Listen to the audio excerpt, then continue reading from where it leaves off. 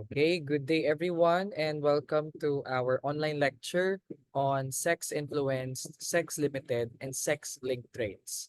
So this is the end of our lecture on non-Mendelian genetics, at hanggang dito po ang coverage ng ating examination. So let's define first, what makes a biological sex. So in humans, we have two biological sexes, and that is the female and the male. And again, in the case of the humans, sex is determined by the presence of the Y chromosome. No? So pag meron kang Y chromosome, then you're a male. Okay? But if you lack the Y chromosome, then you are a female. Okay? So how is sex determined, 'di ba? So if the male mates with the female, that is, they're actually sharing their gametes and sharing as well their own sex chromosome. So in this case, your father, who has the chromosomes X and Y, okay, will have to mate with the mother who has the chromosomes X and X. Okay? So, paano malalaman yung sex ng magiging anak, no? So, in this case, you have to cross them just like when you do it in a Punnett square. So, in this case, you have X and X and another X and X here, and you have two XYs. Okay? So, in this case, ang ratio niyan ay 2:2. In lowest term, that is 1:1.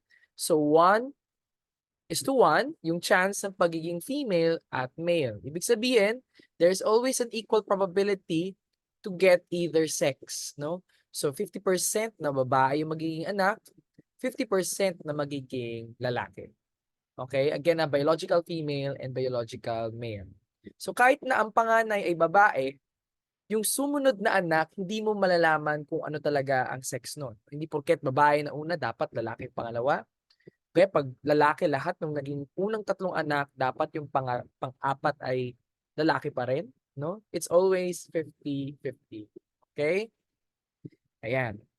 So we have three types of traits that are related to sex, no?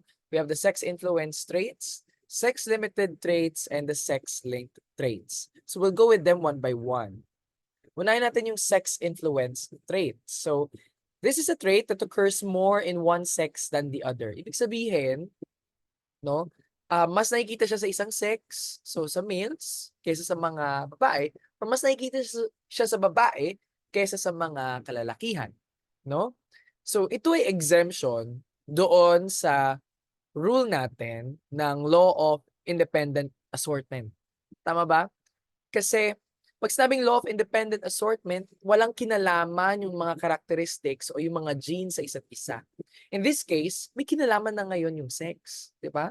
Na kapag napapanot ka, mas madalas itong makita sa mga kalalakihan kaysa sa mga kababaihan. So, mapapansin natin that it is actually influenced by sex.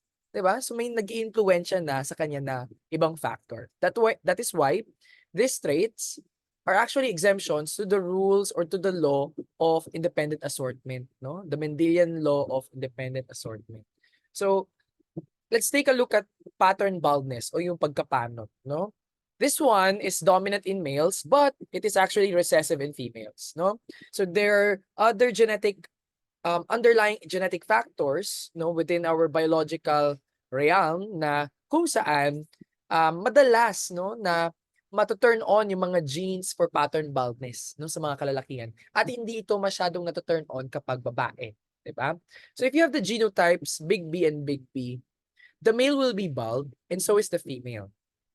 If you have the genes or the genotype small b, you get the normal, no, for both male and female. However, if you get heterozygous for the trait, there will be a difference. If you are a male, yung heterozygous nun, ang katumbas niyan ay bald. Panot siya. No, dominant kasi siya sa lalaki. Pero sa kababaihan, as you can see, the heterozygous will appear as normal. Okay? Ibig sabihin, recessive na ngayon yung trait doon sa babae. Okay? Now, if we have this question over here, what is the probability of getting a male child with baldness from a normal father and a bald mother?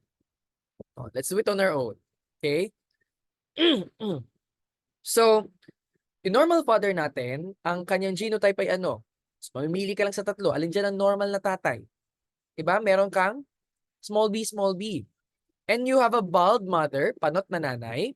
So that is big B, big B. Okay? So, ayan. So, what is now the probability of getting a male child with baldness from a normal father and a bald mother? So, we will cross now the traits of two parents. So, we have the normal father, small b, and the big B from the mother. Okay? So, anong lalabas dyan? No, meron kang big B, small b sa lahat. 'Di ba?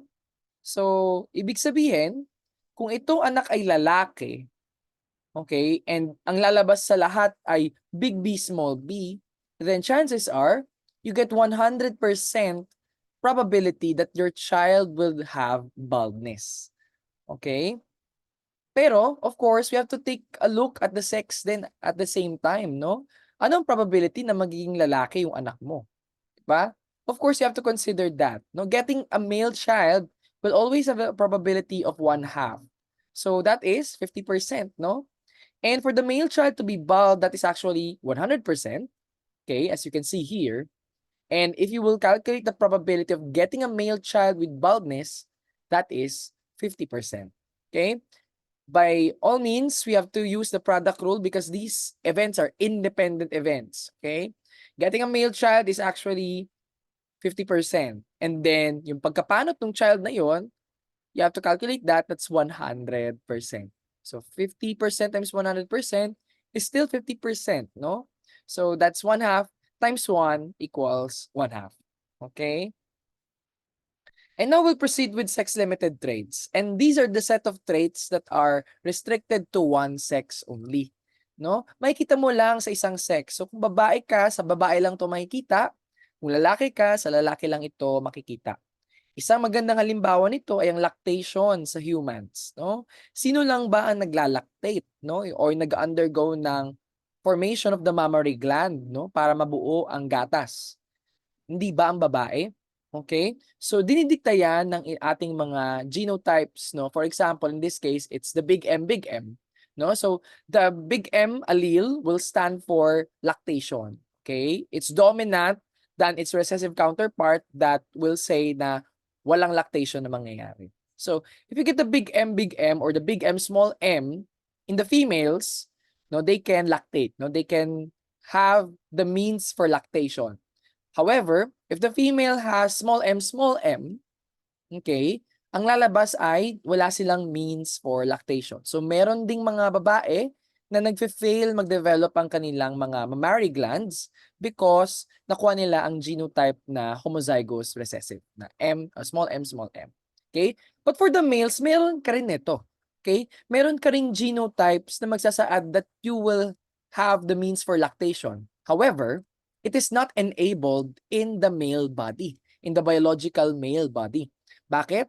Kasi itong paglabas ng gatas o yung pagbubuo ng gatas, no, ay mangyayari lang with the help of hormones that are only found in females. Males cannot make their own estrogen, okay? Males cannot make the female hormones, just as females cannot make testosterone that is only found in males. So, in that case, hindi natin mapapagana yung ating genes for lactation. Okay?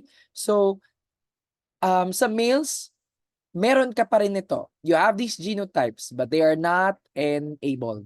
Okay? Enabled lang sila kapag biologically female. No?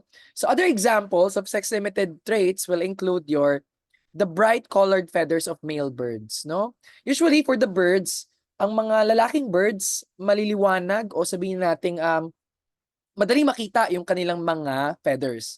They are brightly colored, no? Talagang kitang-kita sila kahit nasa taas ng puno at sa iba't ibang bahagi, no, ng mga forest. So madali silang mahanap, 'di ba? At yung mga babae naman, they are dull colored, hindi sila madaling makita, no? At bakit ito nangyayari sa mga lalaki, no? Sila ay nagpapapogi, 'di ba? Parang ganoon yung dating nila. Kapag mas kapansin-pansin ka, mas attracted, mas makakapag-attract ka ng mates, no, for sexual reproduction. So in the case of male birds, so they have to be brightly colored para mapansin sila ng mga potential mates nila. Okay?